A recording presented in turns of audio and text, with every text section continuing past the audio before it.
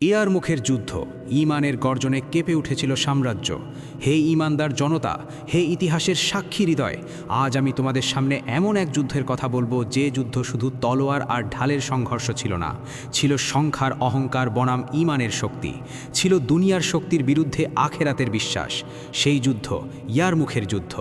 হে প্রিয় উম্মা, এটি কোনো সাধারণ যুদ্ধ নয়, এটি এমন এক দিন যেদিন পৃথিবীর সবচেয়ে শক্তিশালী সাম্রাজ্য কাঁপতে কাঁপতে ভেঙে পড়েছিল, যেদিন ইতিহাস নিজের ভাষা বদলে ফেলেছিল। হে উম্মা, খ্রিস্টাব্দ 636 হিজরি 15, একদিকে বাইজেন্টাইন রোম সাম্রাজ্য অস্ত্র, বর্ম, সৈন্য আর অহংকারে পূর্ণ, আর অন্যদিকে মুসলমানরা ক্লান্ত, ক্ষুধার্ত, সীমিত অস্ত্রের অধিকারী, কিন্তু বুক ভরা ঈমান আর চোখ ভরা জান্নাতের স্বপ্ন। শুনে রাখো সেদিনের সংখ্যার কথা, কারণ এখানেই সত্যিকারের আগুন লুকিয়ে আছে। মুসলমানরা ছিল কত? ইতিহাস বলে মাত্র 24,000 থেকে 30,000। হ্যাঁ, মাত্র এতটুকু। অনেকের শরীরে আগের যুদ্ধের ক্ষত, অনেকের হাতে পুরনো তলোয়ার, অনেকের পেটে অনাহার। আর কাফের বাহিনী, রোমানদের সংখ্যা ছিল 1,20,000 থেকে 2 লক্ষ, কিছু বর্ণনায় আরও বেশি। ভারী বর্ম, লৌহ ঢাল, প্রশিক্ষিত সৈন্য, অশ্বারোহী বাহিনী, সব কিছু নিয়ে তারা এসেছিল মুসলমানদের মুছে ফেলতে। একজন মুসলমানের বিপরীতে 4, 5, 6 জন শত্রু।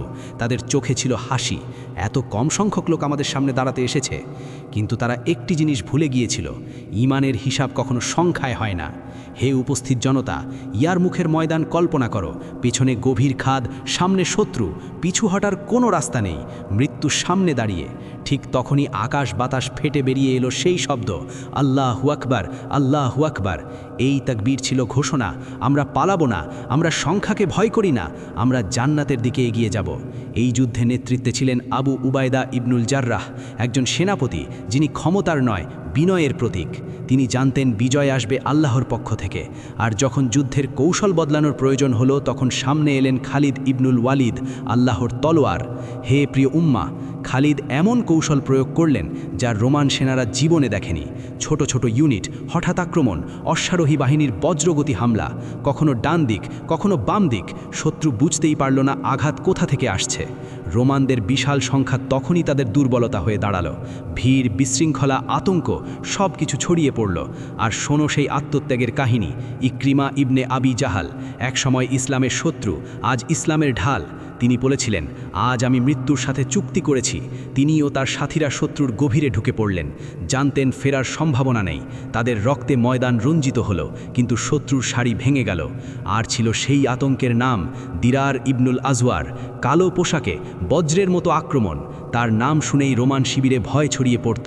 হে প্রিয় উম্মা, এই যুদ্ধ শুধু পুরুষদের ছিল না, মুসলিম নারীরাও পিছন থেকে বলেছিল, ফিরে যাওয়ার রাস্তা নেই, সামনে জান্নাত, পেছনে লজ্জা। 6 দিন ধরে যুদ্ধ চলল, ধুলো, রক্ত, তাকবীর সব কিছু একাকার। অবশেষে কি হলো? রোমান বাহিনী ভেঙে পড়ল, হাজার হাজার সৈন্য খাদে পড়ে মরল, বিশাল সাম্রাজ্য পালাতে বাধ্য হলো। আর মুসলমানরা কম সংখ্যক, আহত, ক্লান্ত, কিন্তু বিজয়ী। সেদিন প্রমাণিত হলো, সংখ্যা জেতে না, অস্ত্র জেতে না, ঈমান জেতে। হে উম্মা, ইয়ারমুক আজ শুধু ইতিহাস নয়, ইয়ারমুক একটি প্রশ্ন। আমাদের ঈমান কি এখনও বেঁচে আছে? আমরা কি আল্লাহর উপর তেমন ভরসা করি? যেদিন সেই ঈমান আবার জাগবে, সেদিন আবার ইতিহাস কাঁপবে। আল্লাহু আকবার, আল্লাহু আকবার। ইয়ারমুক আমাদের রক্তে লেখা একটি চিরন্তন ডাক। প্রিয় বন্ধুরা, আজ এ পর্যন্তই। দেখা হবে আবার নতুন কোনো ভিডিওতে। ততদিন পর্যন্ত আল্লাহ আপনাদের ভালো রাখুন।